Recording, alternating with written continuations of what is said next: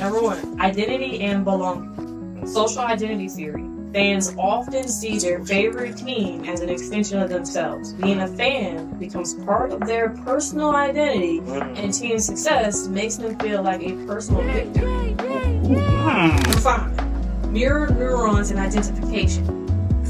The brain has mirror neurons that fire when you watch someone doing something, almost as if you're doing it yourself. It explains why fans feel physically tense or elated during a game.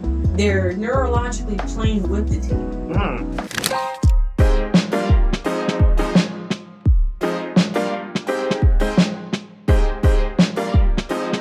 And that's the thing, man. Respect the human. We as a society have become so cynical in learning or understanding how to respect people. And not, what I mean by that is the expectation of a person. Yeah. They play ball, they making that money, okay, they from the hood, there's gonna be some things that's gonna be hood related. You know, it is what it is. If you from Flint, Michigan, everybody know Flint, Michigan, or those that know Flint, Michigan is rough. So those people that came out of Flint, so the level of expectation we have, just because they we see it a certain way, is that fair? To answer your question, I don't think it's fair. I was actually going to ask you a very similar question, but I'll answer yours first. I think that it's easy because, like I said, we get so comfortable in our own bubble, we forget that there are other bubbles. Come on now, we talking. You know bubbles, what I mean? Y'all. We are the center of our and we are the center of our own universe, of our own world. Don't pop my bubble. You know, I think we forget that other people got those same bubbles too. And it's kind of in the same vein of what I was going to ask you. I was going to ask you, how do you feel about people that say stuff like, I don't know if you remember the first wave of mental health. Remember when Ben Simmons, and okay, I'll be honest, and I hate to admit this, but we said this podcast is about transparency, right? It is all about transparency. I was one of those people that when Ben Simmons just kind of forgot how to shoot and play basketball, and when people were saying like, oh, well, you know, it's like he's scared to shoot threes, and he's, you know, like, and he was like right by the basket and not shooting, and people were like, well, you know, we got to take his mental health into consideration. I'll be honest, I was one of the people, boy, if he better score this 10 and 10 for my parlay. You know what I'm saying? Like, he better score them 10. But I need that. I need him to get 10 points and 6 rebounds so I can get this 104. I'm not gonna lie, man. I will. And it reminds me how fast we can forget that they're people too. Like, how do you feel about people that say, oh, well, they're making $1 million, they're rich, they're famous, they can get any girl they want, they can da-da-da-da. I ain't about to sit here and feel sorry for them. I ain't about to feel bad for them. Yeah. Well, you said this podcast is about transparency. Yeah. This podcast is also about challenging and accountability for ourselves and making sure that we challenge ourselves individually. And I really feel like for Ben Simmons, he reminds me a lot of that guy that I work with when I did the engineering stuff. And that guy that has this great resume. I'm not going to name a name, but he has a great resume. And I sat in some of his sessions. He's a great leader. Like, he just like talked about a lot of different things and training. He actually introduced me to the whole Stephen Covey thing. I don't even think he realized he did it. But there was some other stuff that he was really trying to deal with, you know? When it came time for pressure with all of the VPs and directors in a meeting, he spazzed out. Yeah. He would just spaz out. And it's like, what's going on? What's going on with the pressure? So it reminds me, like, I mean, I don't know a lot about Simmons, but correct me if I'm wrong. He played at LSU, right? Yeah, he went to LSU. Prior to that, I think he was in Australia. I believe so. Yeah, but I definitely don't believe he grew up in America, though. Okay, so the smallest continent in the world, he grew up on. Here you go. Let's go ahead and throw him in the limelight. Yeah. But we talked about number this, one the pick. human side, right?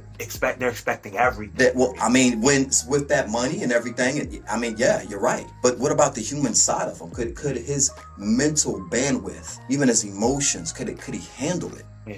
Do they even factor these things when guys get, like, drafted? They sit down and, all right, it's time for us to do a psych evaluation on you before we draft you, or, do they even think about stuff like that? They claim they do, but I feel like they can't be, I don't feel like they put the effort into it that they claim they do. And even if they do identify those things, I don't feel like they do a good enough job of helping those people really get over those.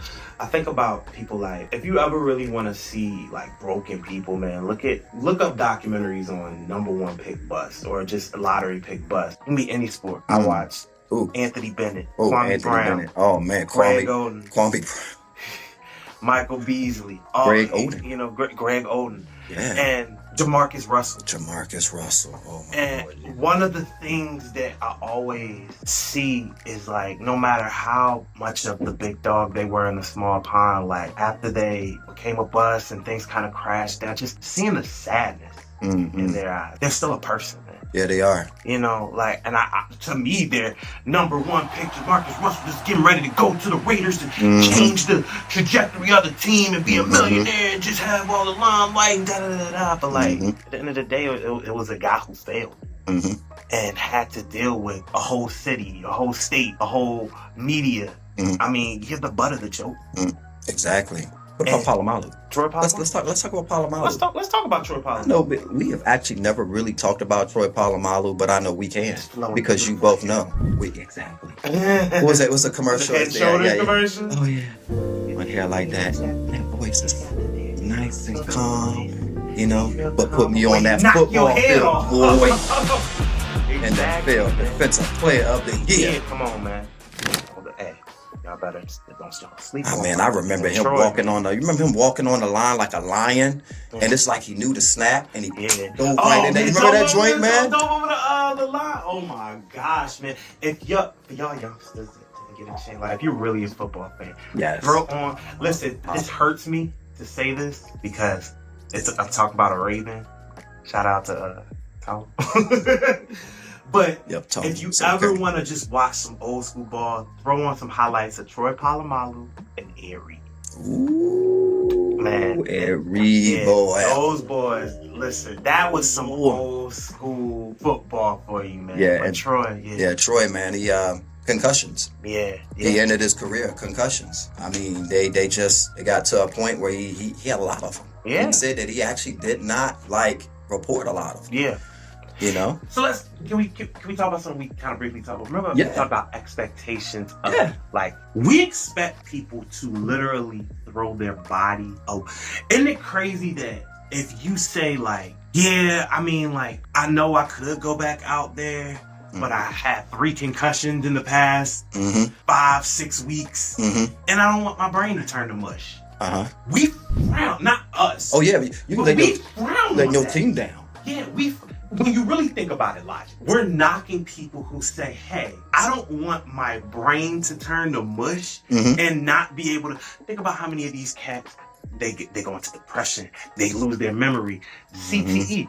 Remember the CTE movie? Tell the truth. But man, that was a really good movie. But I mean, that was real, man, because it was doctors trying to let everyone know like how dangerous it is, and it was almost like they were frowning, like, how dare you come over here try to tell us our game is dangerous and save these players? Leave them alone. You know what I mean? That's the fact that we expect these players to go to put their bodies, their futures, their lives on the line. And if you don't, not only do we lose respect, we look down on us. Don't let it be your team, like your team's biggest fans. They look down at you like you scum. They still talk about Cam not jumping on that fumble in that Super Bowl. Yes, they do. They still talk about that. That's crazy. And so it's like nobody ever. And I know it's very easy to say like, well, you're getting paid millions of dollars. That's what you're supposed to do. This is for your team. This is for your city. This is the. And if he would have went in there and said he broke his arm and he couldn't play again, we would have been like, oh man, he made the ultimate sacrifice. What a man! What a player! You're right. Did you know in some countries, we know soccer is probably, to me, I think soccer is one of the biggest like sports across the world. Yeah, they go nuts for soccer. Don't you lose that. You kick that ball, you got a free kick, you better score. Yeah. Because if that team does not win, they will actually try. They said that they will actually like kill somebody. I've heard that they threaten you before you go like, yo, you better win this game. That's what kind of pressure. Once again, the human side, the mind works in mysterious ways, and I really think that for us to put that expectation on people is it's not fair, bro. Yeah. It's not fair. It's not fair when we do that when they're doing their thing with their families. When they're just like even in the game or a match or whatever, when they're performing. Do you think in our lifetime, It'll ever change. It'll never change. I mean, it didn't change because we've seen it with gladiators, right? Yeah. We've seen it back then. I mean, we're more self-aware that, you know, okay, yeah, you put somebody in a dang blasted lion's den, it ain't like they gonna pray and they just gonna sleep. So I mean, we actually think about, you know, things now versus then it's more brute. So, but I don't think it'll ever change. I think that there's a part of our thinking and culture as a whole world that just evolves around entertainment. Why do we only allow softness for those people once something happens to them? Like, you ever notice how it's like, oh, Facts, you know, like, it's once that person dies or something like that, then it's like, you know, we should have helped them, or we should have been there for them, or the team should have been there for them, or this, that, and the third. But it's just like, before it happened, it's like we want them to go through hell and back, and we want them to be okay with it. Can we get off of sports real quick on that? Absolutely. Before we do that, Kobe or Curry? Kobe or Curry? Kobe. See? Okay, That's not even. so we're gonna. Question. But is that an emotional? No, that's stats. Like Okay, good. Kobe has done things that Curry hasn't reached yet. He hasn't gotten to yet. What are those things? I don't think that Kobe. What are those things? Curry's great at his trick shots and dribbling and everything like that. However, Kobe embodied the principle, which was he branded it called the Mamba, and that principle transcends all industries. There is no stopping Kobe even after his death. Curry does not have the same value as Kobe does at this point. I feel you. What if I told you that stats say Curry isn't? And I'm just saying, what if? I'm not saying.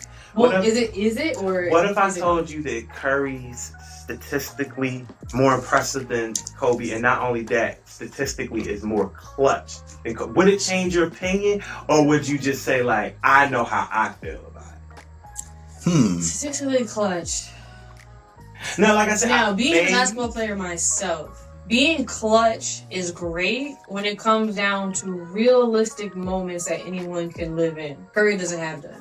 Ooh. Curry, me making a shot from the other side of the court is not realistic. Me doing LeBron from half court is not realistic. Those are what make ESPN highlights the ESPN highlights, because it's so rare that is the ability to happen. However, I'll never forget the time when I stood in the stands and I saw Kobe between multiple fans. So the window was like good 1 foot by 1 foot by 1 foot by 1, right? So I'm looking at this thing. I literally see him make the game-winning. It was like right on the line between the 2 and the 3-point shot. Right on the guy, fade away, boom, game over. Right there in North Carolina. Now that I can relate to because I've done it. Yeah, see, subtle flex. I like that. Yeah, subtle flex. Yeah, that's actually a good response. So I was gonna ask this. Because you see it. Because you know where I'm going with it. I know where you're going with it, yeah. Because you remember that feeling that you guys seeing it.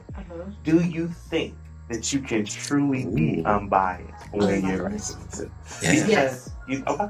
Now, for 2 reasons. Number one, my birth personality. I'm a Leo, so we're naturally objective. So I always see both sides. So I see men and I see women on an everyday basis. It's how I think, right? And I have made a conscious and a subconscious effort to make sure that my emotions are always separate from my logic so that I can move the correct way in business, which as a woman, very hard to do. It's not consistent at all, but I'm doing my best. And you're doing really good at it too. Thank you, I appreciate it. Really. And I respect that. I think a lot of people, I'm not saying you, like I said, it was. And I know where you're coming from. Yeah. So it's almost like this shoe contract. Kobe started with Adidas. And he actually started with Nike, and then had Adidas, but he didn't went to Nike. I believe that's right. Curry, Under Armour. I mean, you're talking. There are things that I think that make a person influential more and more. Jordan was Gatorade. Yeah, and then Nike, just do it. And then all of a sudden, I believe I Can Fly and all this, and the movies and. Yeah, and then all of a sudden the influence behind I wanna be like Mike, the influential presence, LeBron. Influential presence, has his son playing in the NBA, movies, what he's doing in his hometown. It's almost like it's an aura.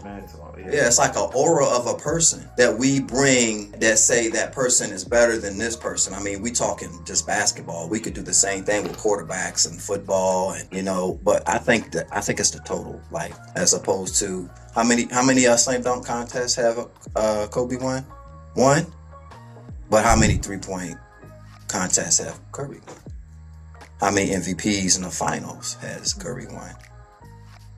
How many MVPs has he won, period? How many Kobe has won? Exactly, one.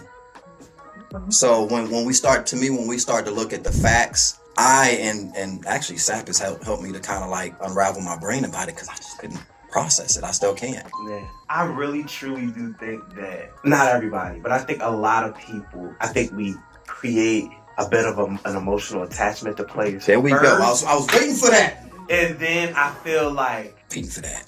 we either kind of attach the villain role to him, the hero role to him. For us, like, it's kind of like, I love my villains too. you know what I'm saying? Like, cause truthfully, LeBron's billionaire, I'm not a LeBron fan, but his billionaire, when he went to That's Miami, why I like him. and he embraced it and was just like, you know what? Can we go back a little further? Yeah, let's go. That's like when he first played in the league, and this is me fading away from being a Wizard fan. Yeah.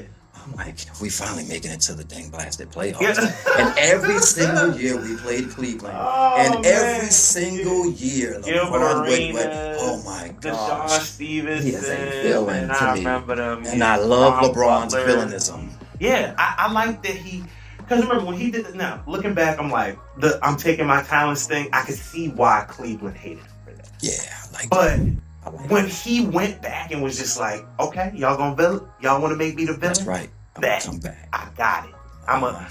That was my favorite LeBron era because it was just like he embraced it. Yeah. And remember we said this, no league can be pop. So remember when, I don't know if me and you were talking about it, if it was somebody else. People were saying like, what does the WNBA need to be more successful? I said they need villains. Oh, they need villains. They need villains. Well, they have villains, but we just need to put those villains on the limelight. Yeah, and they need villains. They need, like, remember when Golden State, at first they started off, everybody liked them, and then it was just like, they became the villains. We got tired of them. We got tired of them. Yeah. Or it was just like, you know, when people, like, you got players that you feel like talk too much trash and stuff. And like, but when you have a villain, it brings, why do you think now people are watching more now that Angel Reese and Caitlin Clark are in the NBA? For some reason, a certain group of people don't like Angel Reese. And I hate it for her. But you see I'm trying to tiptoe. I'm trying to tiptoe. No. A certain group doesn't like her. But as you and they look at Caitlin Clark, she's to save us from this, you know, this girl that we hate so much. Or flip-flop. Or flip-flop. But guess what though? What's that? It's no surprise that the numbers rose drastically with any game surrounding them because now you got a villain. That person, and it could be a villain. The villain could be different depending on the person looking at it. But it's allowed them to create in their own mind a villain and like almost like a hero. Let's talk about something else. Football. Patrick Mahomes. My goodness. So at this point, for Kansas City fans, I mean, he's a hero. I mean, he's freaking like 3-4, you know, but he's my villain. Exactly. And He's Jordan my was the villain. same way. He's my Lex kind Luthor. of like, you know. The Joker. You know what I'm saying? Yes, sir. So you remember wrestling? Beat you, little Steelers. Man, Hulk Hogan. You remember Hulk Hogan and Andre the Giant? Andre the Giant was the villain. Villain. You know, at that time, Zeus. Rest Funny. in peace. In real life, Andre the Giant ended up being the super gentle human, and Hulk Hogan ended up all his skeletons. It's like it ended up being flip flop in real life. But anyway, that's look, man. Listen, But yeah, but see, look at our reactions to all of this. Yeah. It's all emotional based for us. Yeah. You know, and it seemed like it anchors our need to want to put them over anybody else. Yeah. And like you're right, you're absolutely right. It's emotional based versus facts. What did we talk about earlier when we said Houston against Florida? Remember, I was like, man, I wish I had the time to watch Norfolk State versus Cincinnati exhibition. So I was like, but I need there to be stakes in order for me to be invested. Exactly. And it's like, and that kind of piggybacks off what we were talking. Yeah, buzz. It's like, so if you know somebody's playing, or if everybody's just talking about it constantly all the time, and you're just like, you feel the need, or you feel the inclination. Yeah, I want to be. You feel the inclination to kind of like see what's going on, you know? How many times we talked about, yo, what you doing? We texting, yo, what you doing? Oh, I'm just watching this college basketball. We ain't done that all year. But the stakes are high. Yep. These whole last couple of weeks we've been watching March Madness. Like, yo, like, you gonna watch so-and-so gonna get eliminated, man. The stakes were high. Mhm. You know what I mean? So, Mhm. shit. Entertainment. Entertainment, man. Entertainment makes us feel something. I agree. I have some definitions Talk to us. in Talk to us, producer. the education behind what you guys are talking about. There are 6 points that you guys have touched on so far psychologically about fans. You guys ready? I'm ready. All right, we're ready. Let's go. All right. Number 1, identity and belonging. Social identity theory. Fans often see their favorite team as an extension of themselves. Being a fan becomes part of their personal identity, and team success makes them feel like a personal victory. So we're talking about validation at that point. Number 2, emotional investment. Games are unpredictable. That emotional roller coaster from hope to despair to elation activates the same parts of the brain associated with real life relationships. Fans mirror the emotions of players, a phenomenon called emotional contagion. A missed shot or a win can trigger strong emotional reactions, even crying, screaming, or euphoria. Number 3, escapism and meaning. Fandom offers an escape from day-to-day stress. It provides drama, stories, heroes, and villains, all without direct personal risk. That risk is huge. Fans project personal values and aspirations onto players or teams like perseverance, loyalty, or underdog success. This gives life extra meaning. Number 4, ritual and habit. Watching games, wearing jerseys, tailgating. These are all rituals that become emotionally soothing and socially reinforcing. Breaking these routines can feel like a loss of control or a hit to self-esteem. Number 5, mirror neurons and identification.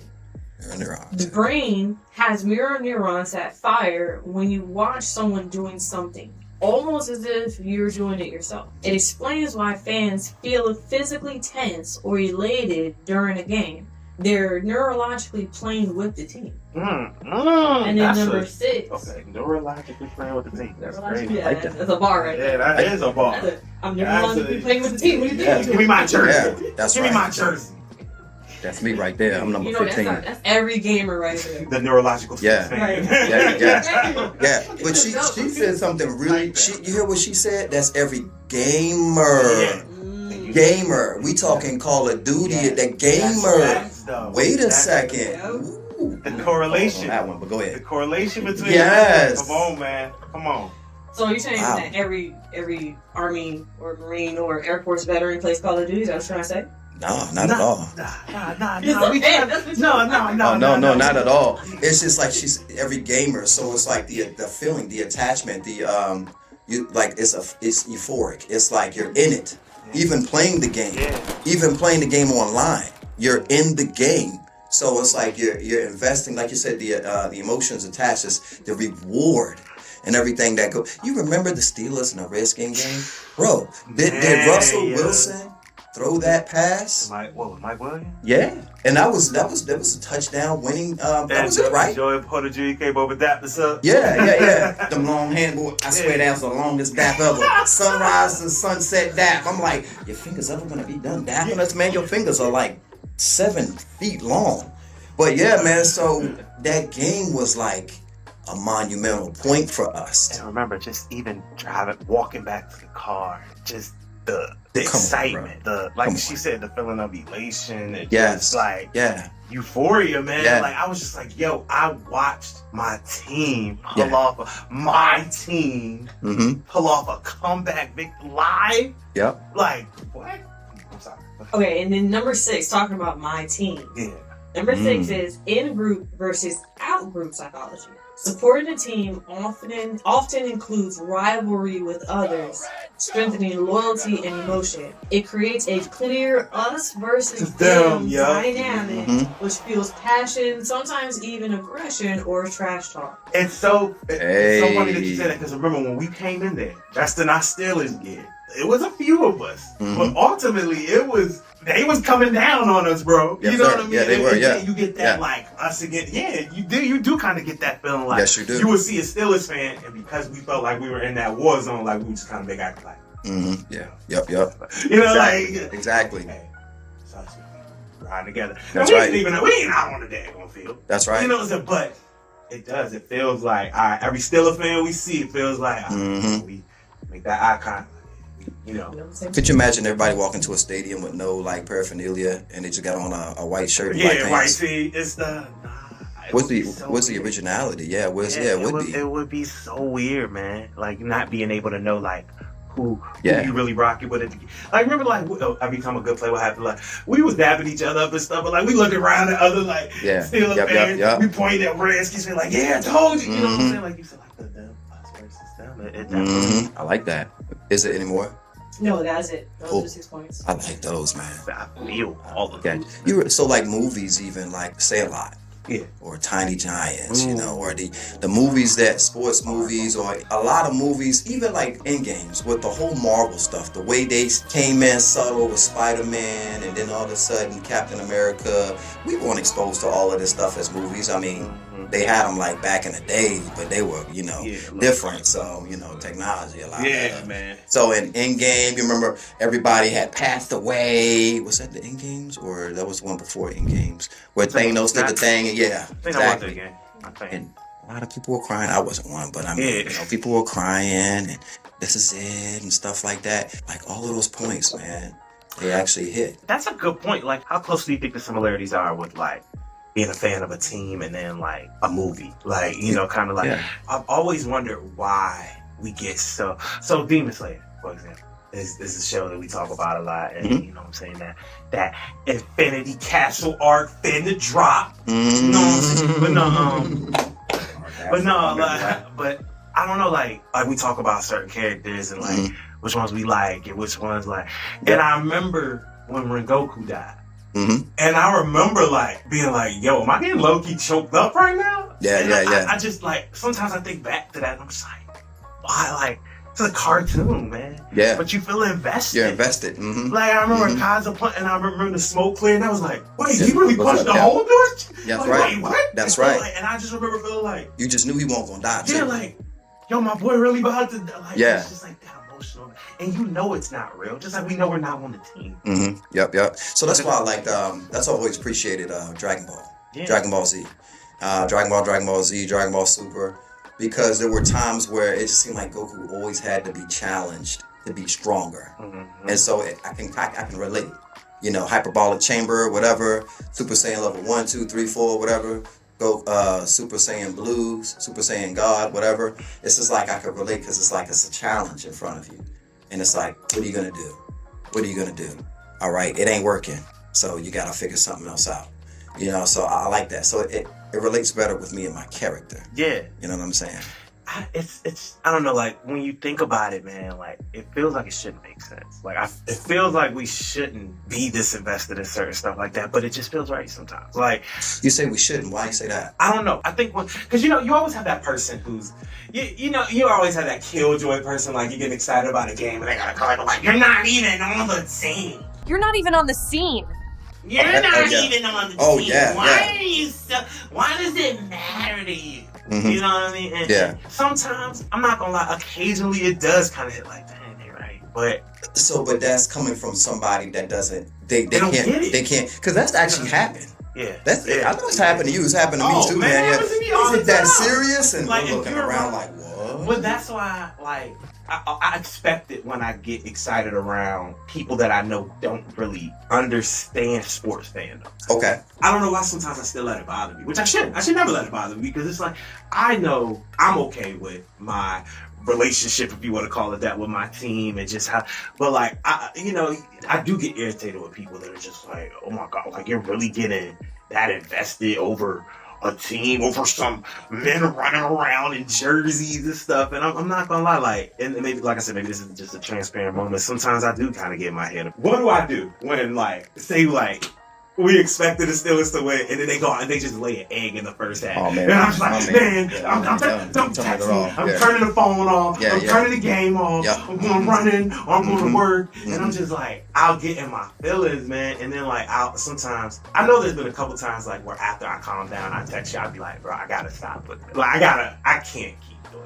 it. Yeah, I was like, yeah. I can't, Yeah, you I do can't that. let the Steelers keep Yeah. putting me through this, man. But then I also kind of feel like I don't know what life is like without that being my team and just being excited for them and when they win and stuff. And I don't want to give that up. Yeah. You know what I mean? Yeah. Because the lows of watching us lose is worth it for them highs, man. When we like are at a Redskins game and watch a last, fourth quarter touchdown and that feeling like I ain't willing to give that feeling up. And I get what you're saying. So now expectation. So I went and I looked. I shouldn't have, but okay. So the likelihood of the Steelers winning the Super Bowl this year is like 2.6%. So I mean, I kind of set myself. It's instead of expectation, it's more like reality. And I know like people do this whole like fantasy thing. It does hurt. It does. The fantasy thing with players, I like that. Like we were betting on not betting, but we were thinking on the game of what would be better. Looking at it stat-wise of who would win a game, the national championship for college, Houston versus Florida, or that they put up 35 points apiece in the first half. Or, we start to kind of like dissect it a little bit different.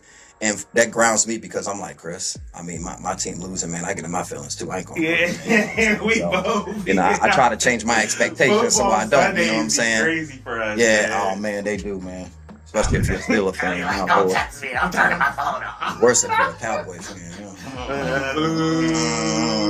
Nah, but all jokes, with some other things too, man. I'd be transparent about this. It's actually, I guess I don't think I really voiced this. There are things like Pose. There's a series called Pose on Hulu.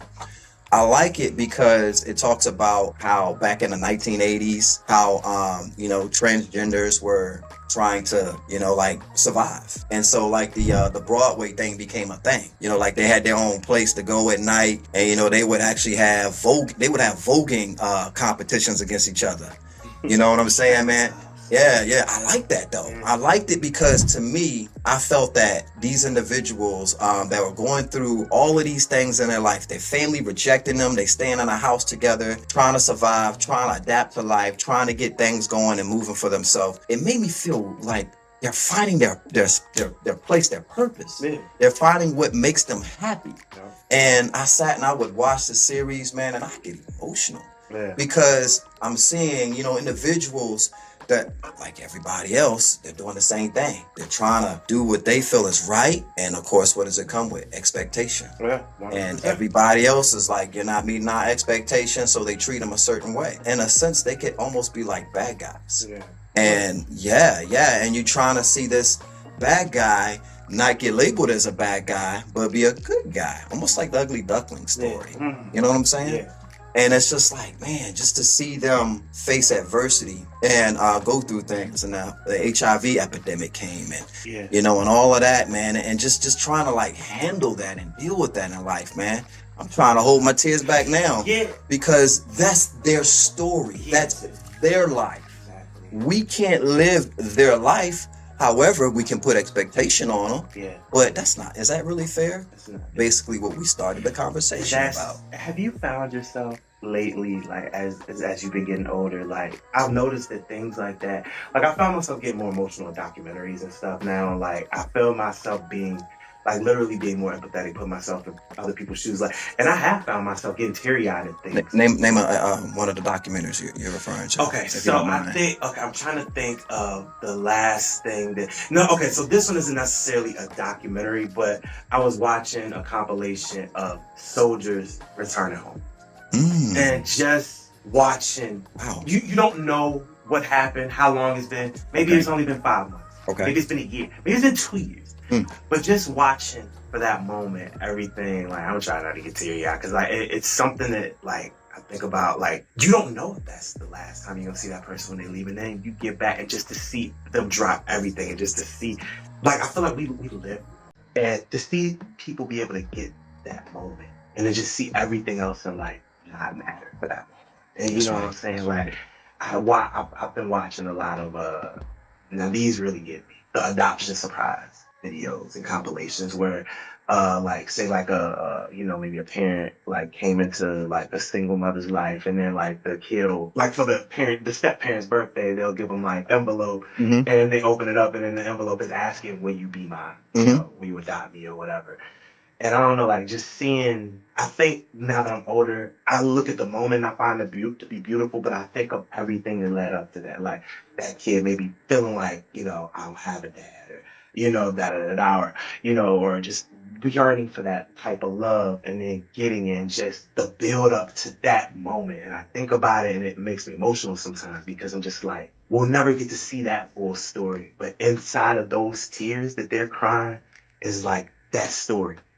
And probably only those two will be able to know every page of it. Mm-hmm. And it's just like watching, it's just like being able to watch that happy ending, man. Like, I don't know. Like, I hope I didn't get too far off. No, you didn't. Matter of fact, Maria and I was watching the game, of course, but wow, she was watching something on Hulu, and it really focused on this lady's last days of being alive. She had cancer, and up until her last breath. Yeah. And it was hard. It was a tearjerker. It was hard for me to really watch it. But in those moments, I started resonating with the people in my family that have had those moments. So with you those documentaries that you're referring to, it resonates with you, because there are situations that are close, and it's almost like our own team. Yeah, there you go. You know what I'm saying? Because for that moment, you're there. Maybe when I turn the phone on, I'm not anymore. Before I watched that video, I never knew they existed. But for that moment, when I share that moment with you, I'm there with you. Like it's like that's my team. You know what I'm saying? Exactly. Even if it's temporary.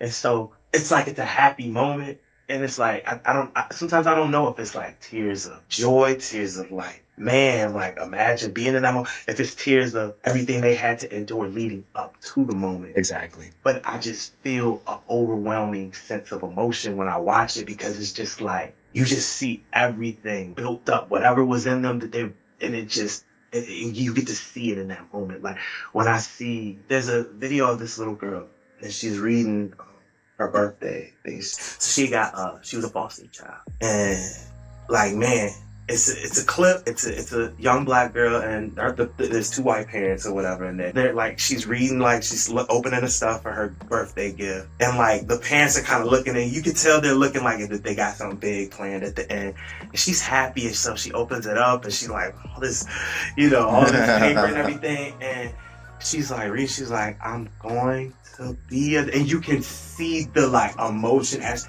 I'm going to be adopted, and like she just freezes, and then she just starts bawling, and then the parents start bawling, and then I start bawling. You know what I'm saying? But it's just like it's just like seeing a lifetime of pain and just hoping that moment comes, and seeing it in real time I can't put it in words, bro. I can't put it in words. And like to this day, I watch it at least once every month. I don't know what that girl went, but I know she ended up with a good family that loved her, and to watch how much that meant to her. But like I said, a lot of it is because I'm an adult, I'm a parent now, and you know my situation. If you feel comfortable. And I won't go into detail, but I'll just say that there's similar dynamic with my children. And to see her worry go away, just to know like she got a family now, like that's crazy. Be accepted. Yeah. To be accepted. I think that, and that's one of the main needs of people, of us as humans, is the need to be accepted. Amongst whatever peers. Yeah. And that moved me. I have not seen what you're talking about, but the way you've illustrated and the way you talked about it, I felt like I was there. Yeah. And I'm gonna show you when we're done. And I'm hoping like even if we can only like just throw in that last, like I remember you think I ain't peep it, but I saw on that when we were doing a podcast before, when we got that little clip, the clip in the background of Zenitsu falling into the Infinity Castle. That was fire, by the way. I see you. I was like, let me make sure to give Kimber shout out to that filthy boss. I didn't think he was gonna throw it in there, but I just seen him faint in the background. He was locked in. Yeah. But even if we can even if it's just for like a set, if you do find it or whatever, like I don't know, just seeing it in real time, like it's a beautiful thing. And I know I kind of went on No. You're good. You're good. We can feel it. We were there with you. You had our full attention on it, and we seen that. You know, for the listeners out there, you know, just go ahead in the comments and just share something that really moved you. It doesn't have to be a sporting event. It could be a movie, anything but Twilight. No, I'm just joking. But no, I'm just joking. But yeah, so it could be anything. Just talk about it, you know, and just share how you felt. What did it do to you? Did it change you? Did it make you look at things any different? Did it motivate you? Did it move you? Just explain, try to describe it in words how you felt after you saw it. You know? And because acknowledgement of feelings and emotions is a huge part of it, right? Man, come on. And so come on. This is a good exercise for all of us. That's right. Like, I had to challenge myself to be willing to be vulnerable with y'all right now. You know what I'm saying? Like I did, and I'm sure I saw you just like I'm a man's man. But I saw you just like you saw me because I almost lost. I did too. I did too. But I mean, this is good for us. It is. It is. Man, like I know we did. Yo, we just can't. Yo, for y'all that don't know, we literally. I almost want to call this Man Cave Volume 1. It's the way it seemed like we just started diving in and talking. These are the conversations we have where he'll call me and we'll be like, man, you see that? By the way, that Houston jump shot, throw the ball on the ground at the last 5 seconds for the national champ. What are you doing? We're gonna leave that guy alone. We're gonna leave. But yeah, look, I'm about to be a whole contradiction. Yeah. But I hope that all jokes aside though, I know he's gotta be hurt. Yeah. Because remember what we talked about? Because this is literally how these conversations start. We call each other, we talk about it, and then like I might say like, man, what was he doing? And Steve might be like, but think about what he's gonna have to deal with tomorrow. Exactly. And then we'll get into a deep conversation. Next thing you know, it's an hour and a half later. He might need my wife calling me like, you coming in? I'm like, you know what I'm saying? Truth be told, he might need it. Yeah. I mean, I definitely think he's going to the league. Oh yeah, and I mean, he need it. Adversity like that, it can be a good thing too. Exactly. That's what he need. Hey, but like they say, man. Hey, what is failure? Failure is the fertilizer to success. Tell them again. Say it. Tell them one more time. Failure is the fertilizer to success. That right there on national television is a big fall. But you know, I mean, we've had some greats that fail. Jordan and the Celtics. Yeah. My goodness gracious, man. I'm forward, man. Them Celtics and beat them up bad, and the Pistons. Yeah. You know, I mean, but look at him. You know, so we talked about that because he was the villain at that time. Yeah. You know. Yeah, I remember that. I mean, well, he was the underrated guy, so he needed that. I mean, we talked about LeBron, like you said, and a lot of others. So that's what it is, man. I love it. This is a much needed one for me, man. I appreciate you, man. I just want to tell you, and I know we talk. I appreciate you too. I know we say it all the time, man, but I don't think it's ever too many. You know, I just want to let you know I appreciate you. I appreciate you too, man. I do. You know, this is good. Yeah, this is good. And I hope that more of you get an opportunity to not only just comment, not only just subscribe and stuff, but I mean, we're the type we love to meet, learn about, discuss with, interact with. So I hope that anybody that's listening to this, I hope at some point in our journey we do get to cross paths with you guys. And facts. You know, like I said, stay in the comments, guys. Subscribe, holler at us, because like I said, we all just human beings trying to get through this journey together, man. And hey, get on the boat as they say. That's my thing. Get on the boat. I forgot about that one. You gotta get on the boat. I guess we gotta leave off with explaining what getting on the boat is. Man. You wanna get so that one? So I don't know how that started with us. One of our random things, I guess it's like almost like the banana boat. Actually, they might need to just follow and subscribe to like the other social media channels to get the answer to this. We can't give you everything. We can't give you everything in one podcast. That's so true. Hey, if you subscribe, you know, hey, come with us on the journey. Hey, that's right. You'll learn along the way. Oh man, we on the boat, man. I'm on the boat, bro. Hey, I stay on. Hey, come on, man. Come on. Every time I feel like I'm getting off the boat, you there to help me get back on the boat, and vice versa, brother. Vice versa. You didn't stop me from climbing down that boat ladder. Yeah, you trying to walk on water like Jesus. I say, get on here, boy. You're not Jesus Christ. He said, "Cause you can't swim." Remember? Yeah, I'm gonna that too. Look, I'm gonna throw the self shot before he get a chance to do it. Yeah, can't swim, but it's okay. CPR, first aid, but can't swim. And like I said, and that's why you will not get that part of the certification on your certificate when you do. Ain't no Baywatch going on over there. I'll tell you that right now. Pamela Anderson is nowhere to be found. That's Pamela Anderson, right? That was it was her. Yeah. Okay. And David Hasselhoff. That's his name. Hasselhoff. You know, so Chris Sapp, man, don't do it. Don't do it. Listen, I get up there. I could be there for like the drama in the show and stuff, but like if I gotta actually go and save somebody, oh yeah, you cook. You can don't go out there and have one or two because I'm not gonna save you. I'm gonna be like, hey, are you okay? You okay? Hey, swim over here so I can do CPR first aid. Come on. Come on, some hot stay alive. I'm gonna throw you a rope. Swim to the rope. This guy. Nah, you did though, for real though. If you ever come to a pool or a beach where I'm at, have floaties. Just leave or have floaties, cause it ain't. Yeah, I'm not gonna be there to help you. Like I said, I'll give you all the moral support, all that. Mm-hmm. Yeah, don't ask me either, cause I tell you what, I ain't swimming. I'm backstroking. I'm not CPR first aid instructor, and I'm not a lifeguard. It ain't happening. Backstroke right there. I'll be looking for you. So, point of the story, we can help y'all with a lot of things. Being in the water ain't one of them. We stay in our lane. Yeah, being in the water ain't one of them. So disclaimer from jump. Yeah, we stay in the lanes, bro. We're gonna leave that to Michael Phelps and his people.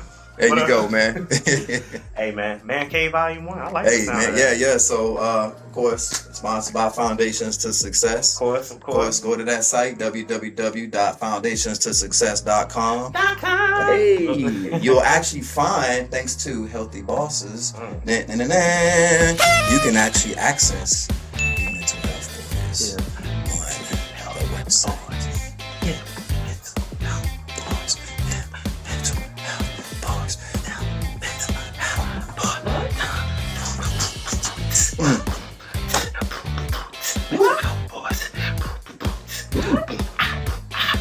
See that? Nah, that ain't even right. Just have fun with life, y'all. That's it. Man, it's been a great episode, man. Yeah, it's been great. Thank you, brother. It's been great. Everybody, y'all have a successful day. We out of here. All right. Peace.